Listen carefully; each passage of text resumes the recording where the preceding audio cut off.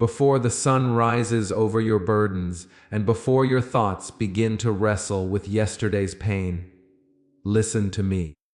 I am the one who heard the cry in the wilderness. I am the one who watched my child hang between heaven and earth, and still declared that suffering would not have the final word. When you whisper, "Why have you forsaken me?" I do not turn away. I draw nearer. I am not absent in your anguish. I am present in your deepest night. Today, as you open Psalm 22, you are not reading abandoned words. You are entering into my heart for the broken, the weary, the misunderstood. I see the tears you hide. I hear the prayers you think are too raw to speak. I am the God who turns cries into covenant, wounds into witness, and despair into unshakable hope. Start this day with me, and let your suffering become the doorway through which faith rises stronger than before. When you say, my God, why have you forsaken me?" I do not recoil from your question. I do not measure your faith by the steadiness of your voice. I measure it by the fact that you still call my God, even in the darkness. In Psalm 22, the cry of abandonment is not the language of rebellion. It is the language of relationship. Only a heart that knows me can ache for me like that. Only a soul that believes I am there can grieve my seeming silence. I want you to understand this. As you begin your day, feeling forsaken is not the same as being forsaken. There are moments when my presence is not felt, but is fiercely at work. When the night seems thick, and your prayers echo back without answer. You assume I have stepped away. Yet it is often in those very moments that I am doing my deepest work within you. You see absence. I see formation. You see silence. I see strengthening. You see delay. I see alignment. My ways are not governed by the urgency of your pain, but neither are they indifferent to it. I am attentive to every tear. I am aware of every restless hour. I am closer than the breath you exhale in despair. Remember the cross. The cry of Psalm 22 echoed from it. When my son voiced those words, heaven did not collapse into failure. The plan of redemption was not unraveling. It was reaching fulfillment. What looked like abandonment was the doorway to salvation. What sounded like defeat was the prelude to victory. If I was present in that suffering, do you think I am absent in yours? If I did not turn away from that anguish, why would I turn away from you? You often interpret my silence as rejection. But silence is not abandonment. There are seasons when I am teaching you to trust my character over your circumstances. Faith grows strongest not when everything makes sense, but when you choose to hold on while it does not. When you cannot trace my hand, you must trust my heart, and my heart toward you has not changed. It is steadfast. It is compassionate. It is committed. I know how pain distorts your vision. Suffering narrows your world until all you can see is the immediate wound. It convinces you that this moment defines your entire story. But I see the full tapestry. I see the threads you cannot yet understand. I see how this valley connects to a future strength. I see how this heartbreak will shape your compassion. I see how this trial will deepen your dependence on me. You are walking through a chapter, not the conclusion. When you feel forsaken, your instinct is to withdraw. You pull back in shame, in confusion, in fear that I am disappointed in your weakness. But I am not intimidated by your questions. I am not threatened by your honesty. I invite it. And Psalm 22 begins with raw anguish, not polished theology. It begins with a cry, not a composed sermon. And I preserved that cry in my word, so you would know that your anguish has a place in my presence. Do not mistake emotional darkness for spiritual distance. You may feel nothing when you pray. You may open Scripture and struggle to concentrate. You may worship and sense no immediate lift in your spirit. Yet none of these experiences mean I have left you. Feelings rise and fall like waves, but my covenant stands firm. I am not tethered to your emotional state. I am anchored in my promise. Even when you walk through betrayal, I am there. When those you trusted misunderstand you, when your integrity is questioned, when loneliness creeps in despite being surrounded by others, I am there. When financial strain weighs heavy, when illness drains your strength, when anxiety whispers worst case scenarios into your mind, I am there. My presence is not limited to mountaintop moments. I am the God of valleys. You may not always recognize my presence because you expect it to feel dramatic. You look for thunder and lightning, for unmistakable signs. But often, my presence is steady rather than spectacular. It is the quiet resilience that keeps you getting out of bed. It is the unexpected peace that surfaces in the middle of chaos. It is the strength that carries you through one more day when you thought you could not continue. It is the friend who calls at the right moment. It is the scripture that catches your attention. It is the small but persistent reminder that you are not alone. When you read Psalm 22, notice how the cry gradually shifts. The lament does not erase the pain, but it reframes it. The psalmist remembers my faithfulness to past generations. He recalls that I have been trusted before and proven faithful. This remembrance is not denial, it is anchoring. In your suffering, you must learn to rehearse my past faithfulness. Not as a cliché, but as a weapon against despair. If I have carried you before, I will carry you again. If I have sustained you in past storms, I will sustain you in this one. You are not the first to feel this depth of sorrow, and you will not be the last. Yet in every generation, I have remained constant. Kingdoms have risen and fallen. Cultures have shifted. Technology has advanced. But my faithfulness has not aged. My mercy has not weakened. My commitment to my children has not diminished. I understand the weight of prolonged suffering. Some trials are brief, but others stretch on, testing your endurance. In these long seasons, doubt can grow like a shadow. You begin to question not only your circumstances, but your worth. You wonder if there is something fundamentally wrong with you. You fear that perhaps you are being punished or overlooked. Hear me clearly, your suffering is not evidence of your insignificance. It is not proof of your abandonment. It is not the measure of your value. I do not define you by your pain. I define you by my love, and my love was demonstrated most powerfully not in comfort, but in sacrifice.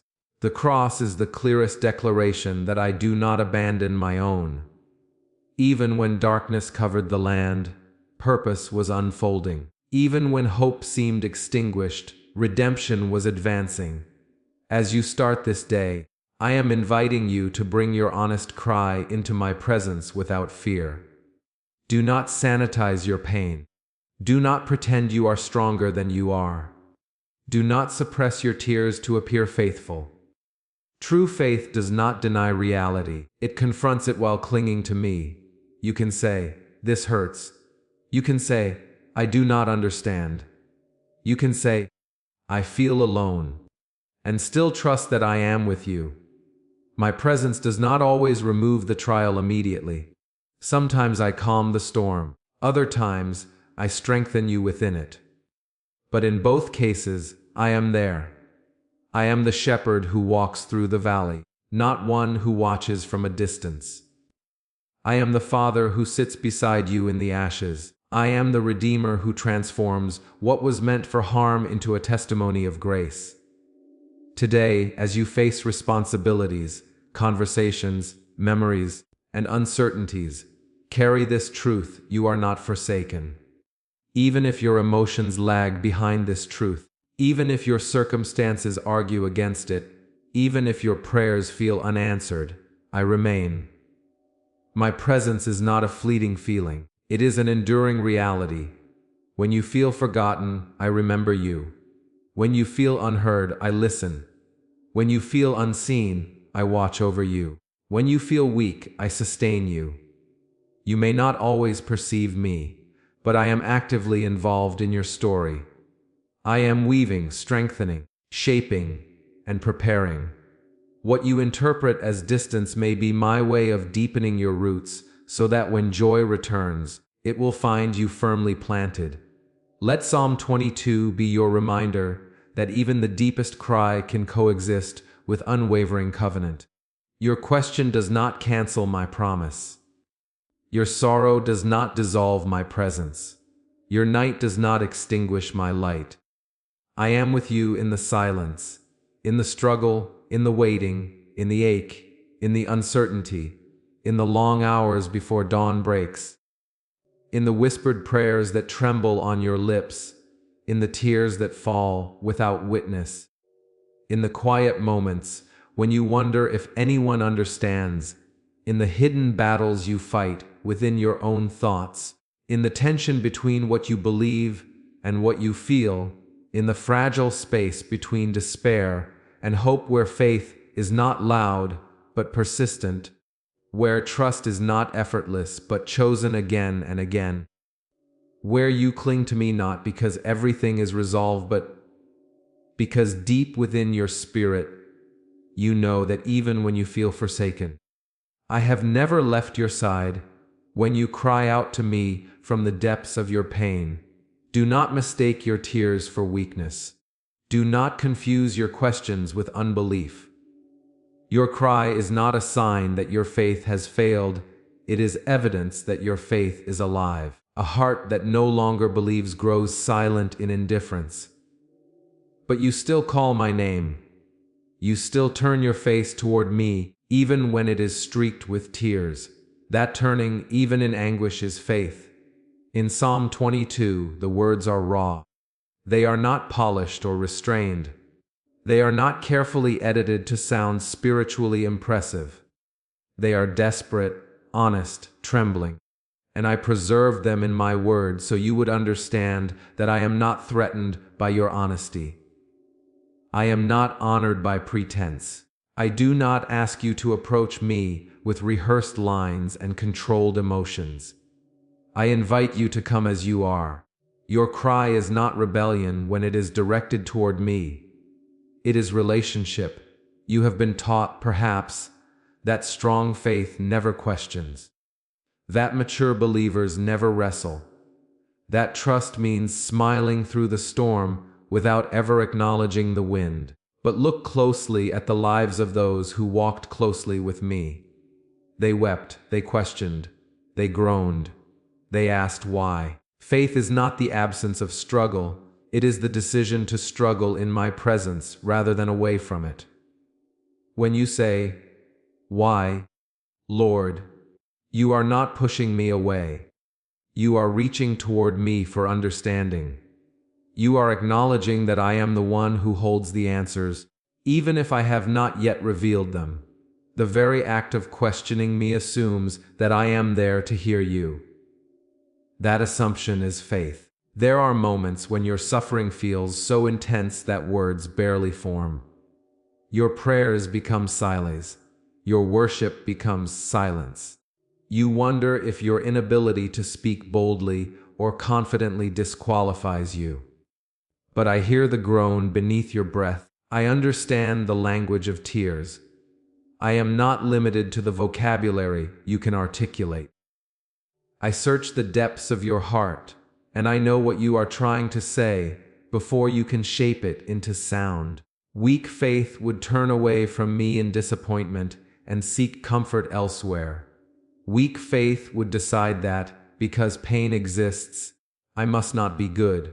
But you, even in confusion, bring your confusion to me. Even in doubt, you bring your doubt to me. Even in fear, you bring your fear to me. That movement toward me is not weakness, it is courage. You live in a world that celebrates certainty. People admire those who appear unshaken, unbothered, unwavering. But spiritual maturity is not the absence of shaking. It is the refusal to let go of me while you shake. When your knees tremble, but you still kneel. When your voice cracks, but you still pray. When your heart aches, but you still open my word, you are demonstrating a faith that is deeper than appearances. Psalm 22 begins in anguish, but it does not remain there. The cry does not silence the relationship. It exists within it. You must understand this. I do not demand emotional perfection from you. I do not require that you suppress your humanity to prove your devotion. I created your emotions. I understand their complexity. I know how pain can cloud your vision and exhaust your strength. I do not condemn you for feeling deeply. I walk with you through those feelings. There is a difference between questioning my character and questioning your circumstances. When pain comes, you may ask why this is happening, why it feels prolonged, why relief seems delayed. These questions are not accusations. They are expressions of longing for clarity. As long as you anchor yourself in who I am, faithful, just loving, your questions become part of a living faith rather than a collapsing one. Sometimes you fear that voicing your struggle will disappoint me. You imagine that I expect constant gratitude, constant joy, constant triumph. But remember that even in the garden before the cross, there was anguish.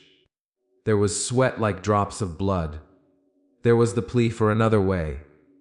Yet that plea did not negate obedience. It revealed the depth of the sacrifice. Your moments of distress do not cancel your devotion. They reveal how much you care. You may look at others and assume their faith is stronger because their voices sound confident. But you do not see their private battles. You do not hear their midnight prayers. Faith is not measured by volume or visibility. It is measured by perseverance. It is measured by the quiet decision to trust me one more day. When suffering lingers, you can begin to interpret your emotional fatigue as spiritual failure. You tell yourself, if I truly trusted God, I wouldn't feel this way. But trust is not numbness. Trust is choosing to remain connected even when your emotions fluctuate. You are not required to feel victorious to be faithful. You are invited to remain surrendered. Your cry reaches me immediately. There is no delay in heaven when you call. I am attentive. I am engaged. Even if my response unfolds over time rather than instantly, your voice is not lost. I do not grow weary of hearing you repeat your concerns. I do not sigh in frustration when you ask again for strength. I am patient with your process because I understand the weight you are carrying. There are days when you feel spiritually dry. You read, you pray, you worship, and yet you sense little movement within your heart. In those moments, you may conclude that your faith is fading, but dryness does not equal death.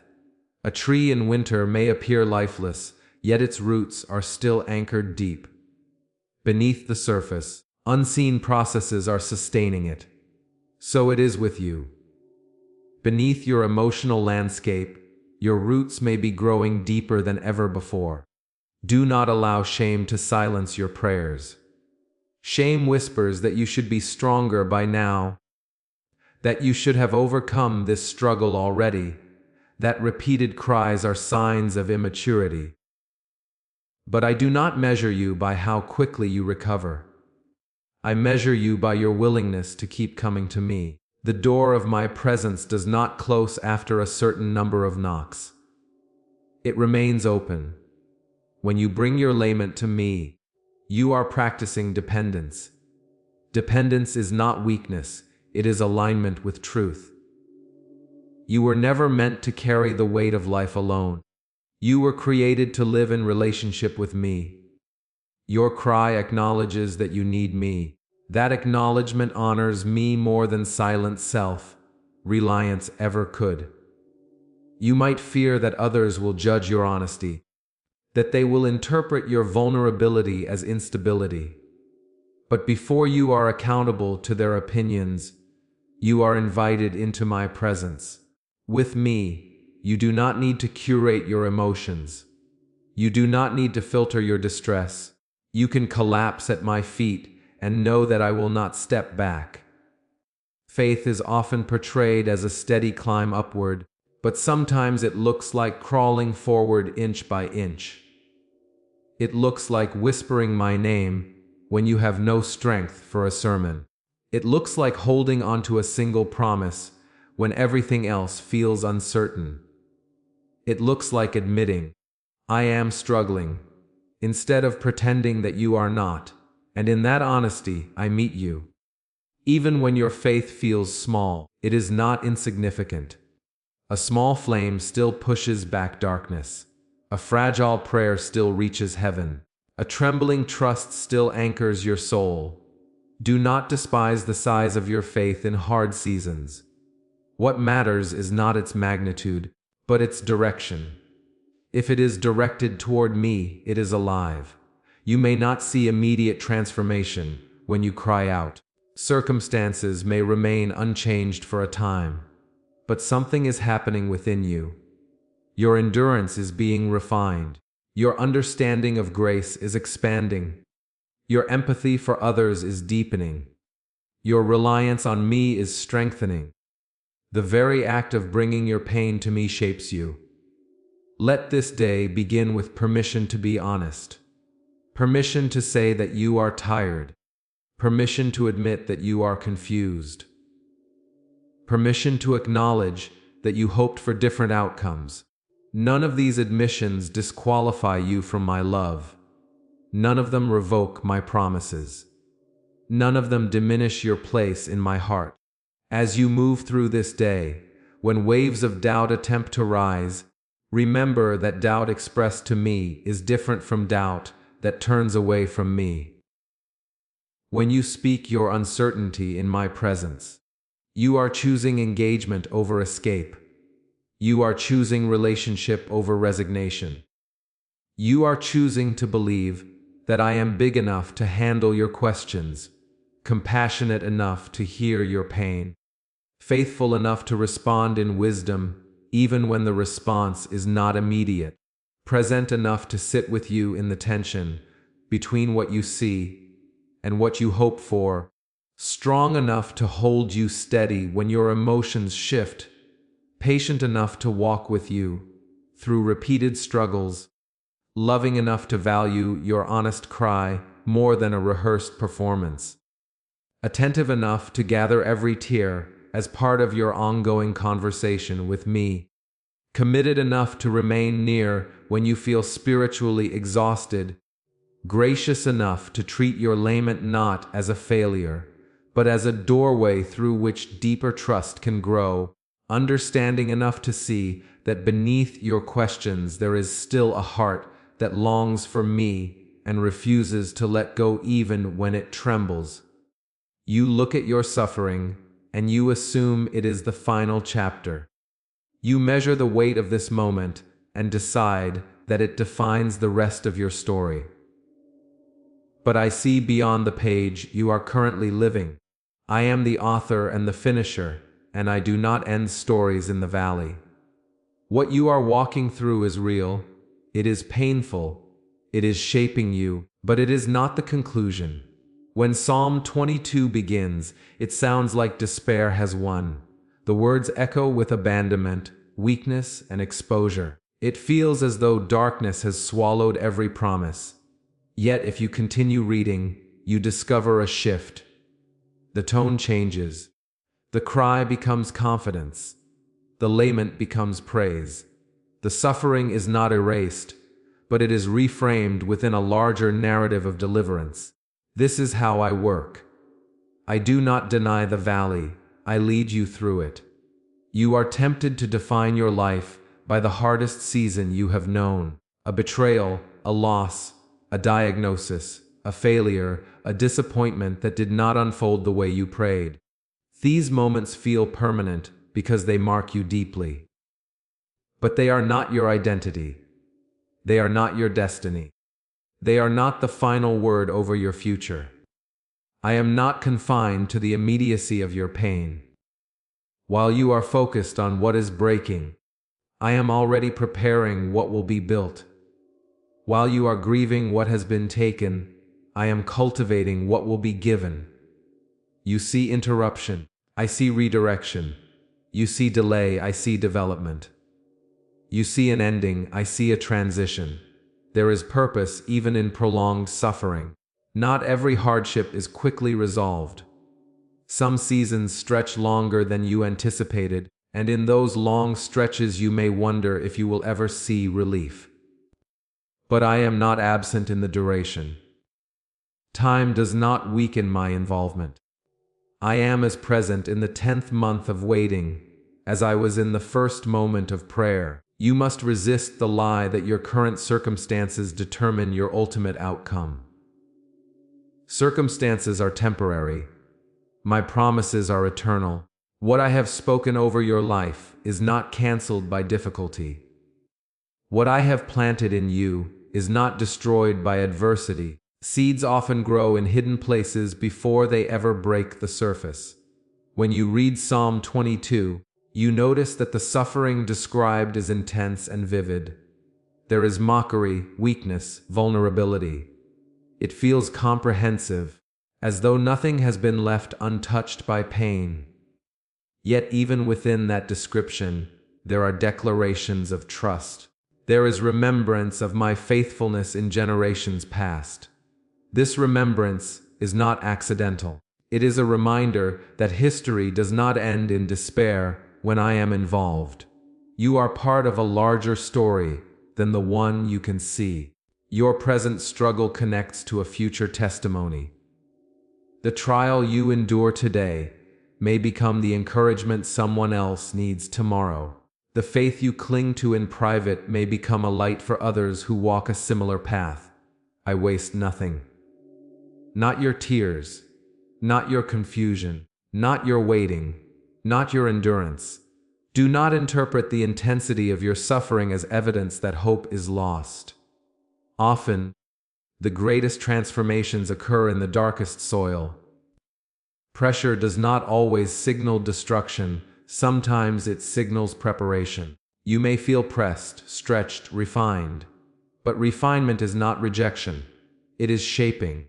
There are moments when you wish I would simply remove the pain. You pray for immediate relief, and sometimes I grant it. But other times, I allow the process to continue because I see what it is producing within you. Patience is being formed. Compassion is deepening. Dependence is strengthening. Your understanding of grace is expanding. These qualities do not emerge easily in comfort. This does not mean I delight in your suffering. I am not indifferent to your tears. I am near to the brokenhearted.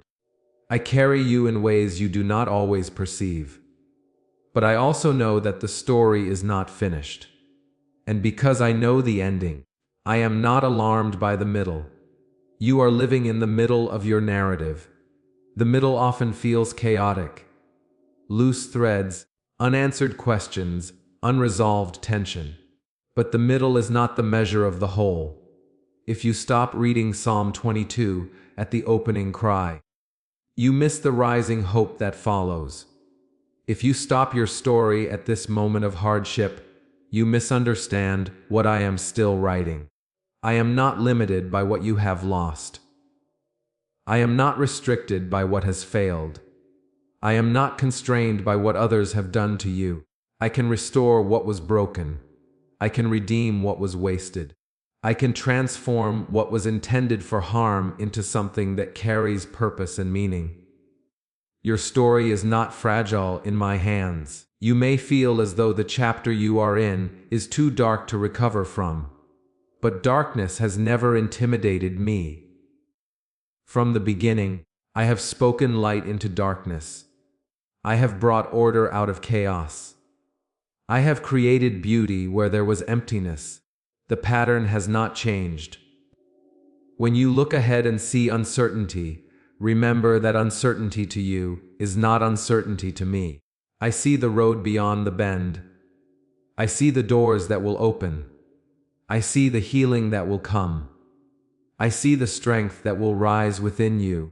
Just because you cannot yet envision the outcome does not mean there is none.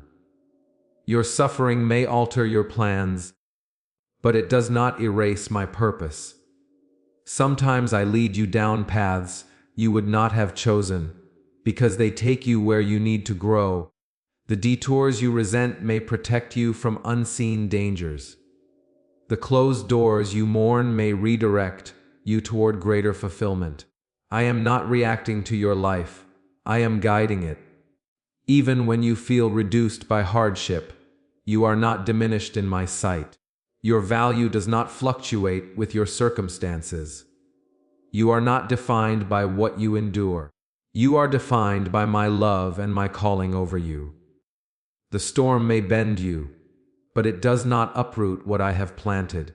There is coming a moment when you will look back on this season and recognize how it shaped you. What feels unbearable now may one day be understood as transformative. This does not trivialize your pain, it contextualizes it. The weight you carry is real, but it is not ultimate. I am the God who brings resurrection out of what appears lifeless. I specialize in reversals. I overturn expectations. I write endings that exceed what you imagined possible. When all seems silent, I am still working. When hope feels thin, I am sustaining it.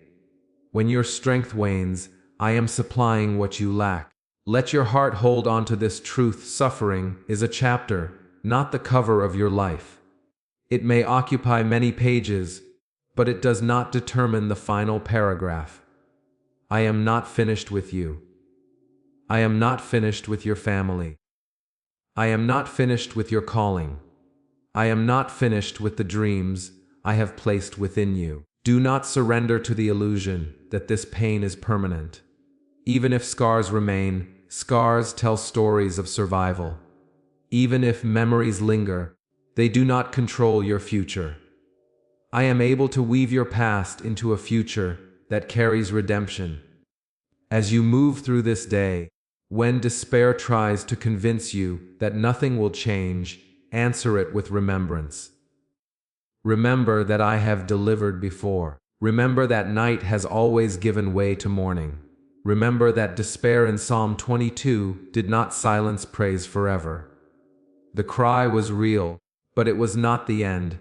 Hold your present in the context of my faithfulness. Let hope coexist with honesty. Let endurance accompany grief. Let trust grow even in uncertainty. I am not writing a story of endless sorrow over you. I am shaping a testimony that will reveal my faithfulness in ways you cannot yet fully comprehend, guiding you through the tension of unfinished chapters, sustaining you in moments when progress feels invisible, preparing restoration beyond what you dare to imagine, anchoring your heart in promises that outlast temporary pain, and carrying your narrative forward with intention and mercy that will continue unfolding beyond this season.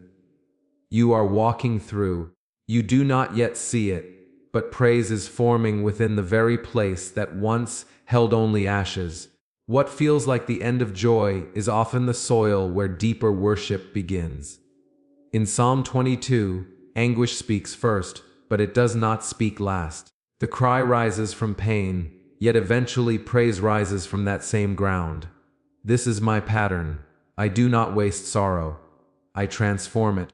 When you are in the midst of suffering, praise feels distant.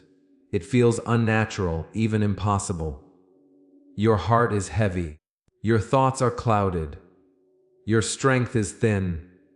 You assume praise belongs only to seasons of abundance and breakthrough. But true praise is not born from comfort. It is born from revelation. It grows when you recognize that I am still God in the fire, still faithful in the famine, still present in the valley. Ashes represent what has been burned, what has been lost. what cannot be restored to its former state.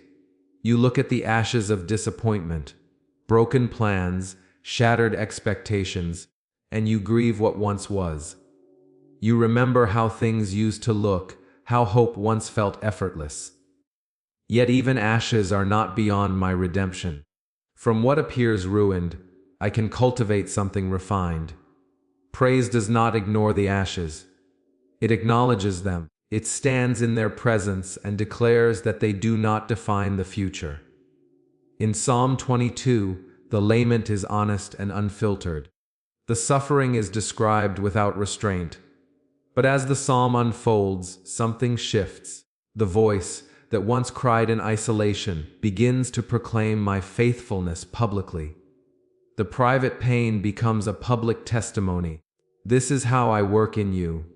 What begins as a whispered plea can become a bold declaration. What begins as trembling trust can become confident worship. The same mouth that cried, "Why?" begins to say, "You have answered." The same heart that felt abandoned begins to proclaim my nearness. Praise rising from ashes is powerful because it carries authenticity. It is not naive. It is not unaware of hardship. It has seen the valley. It has endured the night. It has wrestled with silence. And still, it chooses to lift its eyes. That kind of praise shakes the foundations of despair. You may think that praise must wait until everything is resolved. You tell yourself that once the breakthrough comes, once the healing is complete, once the door opens, then you will rejoice. But praise is not merely a reaction to outcomes. It is a declaration of trust in my character.